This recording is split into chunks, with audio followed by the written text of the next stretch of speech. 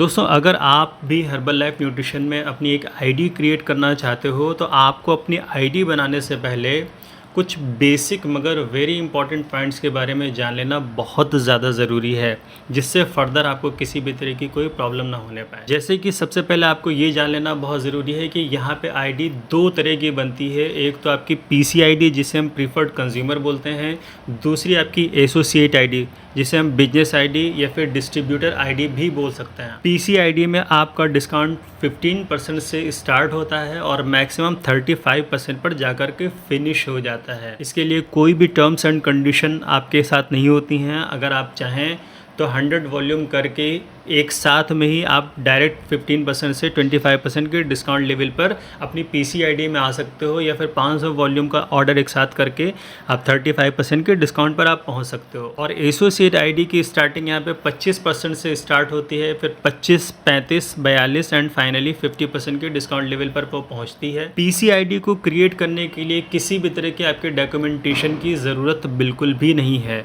लेकिन आपकी associate ID को बनाने के लिए आपका PAN card, Aadhaar card, mobile number, mail ID, FSSI licence, इन सब की ज़रूरत होती है। दोनों तरह की ही आईडी को आप कभी भी एक दूसरे में कन्वर्ट कर सकते हो। मतलब पीसी आईडी को आप एसोसिएट आईडी में एनी टाइम कन्वर्ट कर सकते हो, एसोसिएट आईडी को आप पीसी आईडी में एनी टाइम कन्वर्ट कर सकते हो। अब सबसे इम्पॉर्टेंट पॉइंट ये आता है कि आईडी बनाते समय आपको ये मेक श्योर कर लेना है कि आप अपनी आईडी किस एसोसिएट या फिर किस स्पॉन्सर या फिर अपलाइन के साथ में आप बनाने जा रहे हो, क्योंकि एक बार आईडी बनाने के बाद आपको यहाँ से कम बैक करने का रास्ता नहीं मिल पाता है। आपने आईडी बनाते समय जिस भी स्पॉन्सर का नाम डाल दिया वही आपका स्पॉन्सर हो जाता है, आप उसी की टीम में शामिल हो जाते हो। आईडी बनाने से पहले तो आप एक बार नहीं, 10 बार नहीं, 1000 बार, महीना, 1.5 महीना, साल, 1.5 साल तक आप सोच सकते हो।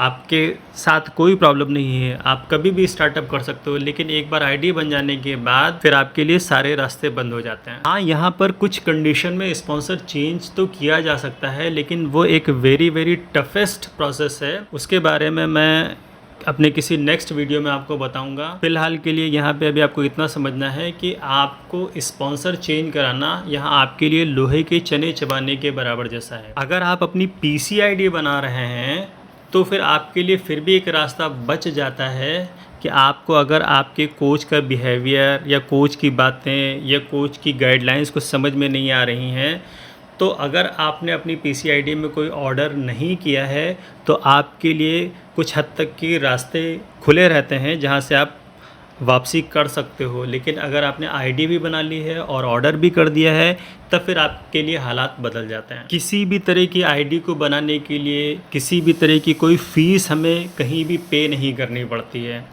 ना तो क्लब के लिए कोई फ़ीस मैंडेटरी है, ना तो आईडी बनाने के लिए, ना तो कोच की गाइडेंस के लिए।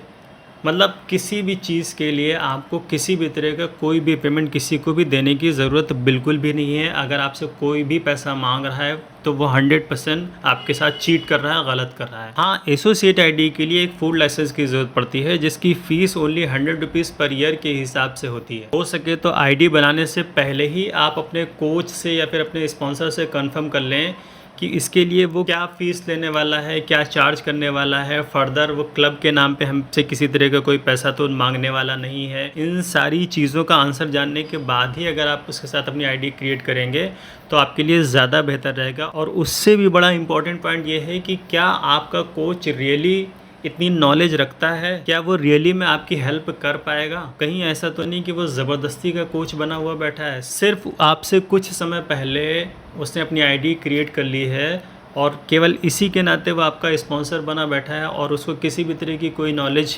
नहीं है। तो इन चीज़ों का भी मैंने देखा है कि बहुत सारे लोगों की मेरे पास कॉल आती रहती है जो बोलते हैं कि सर उनका कोच उनकी हेल्प नहीं कर पा रहा है, उसे खुद नहीं पता तो हमें क्या बताएगा।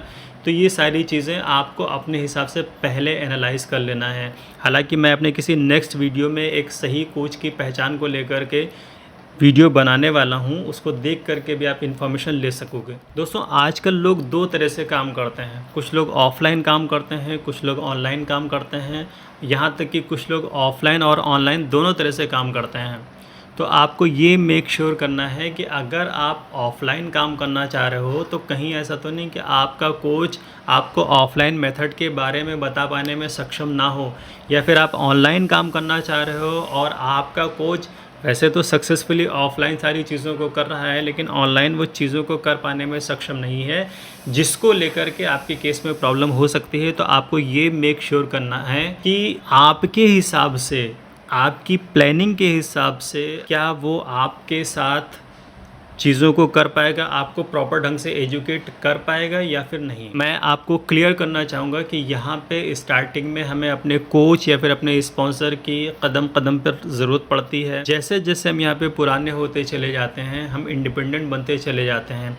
लेकिन ये मेरा अपना एक्सपीरियंस है कि अगर लोगों को सही गाइडेंस या फिर सही कोच का सहारा नहीं मिलता है तो बहुत ज़्यादा टैलेंटेड होते हुए भी, बहुत ज़्यादा पैसे, टाइम एंड एफर्ट लगाने के बाद भी लोगों की ग्रोथ नहीं हो पाती है और फाइनली वो फेलियर हो जाते हैं। तो इस वीडियो में मैंने कुछ ऐसे इंपॉर्टेंट पॉइंट आपके साथ शेयर करने की कोशिश करी है कि जिनको जान लेने के बाद ही अपनी आईडी को क्रिएट करना है, जिससे प्रेजेंट या फिर फ्यूचर आपको किसी भी तरह की हमेशा कोई भी प्रॉब्लम ना होने पाए। अगर ये वीडियो आपको पसंद आया हो तो इसे लाइक शेयर करना ना भूलें। चैनल में नए हैं तो सब्सक्राइब ज़रूर कर लें। मैं मिलता हूँ अपने नेक्स्ट वीडियो में, तब तक के लिए take care and bye bye.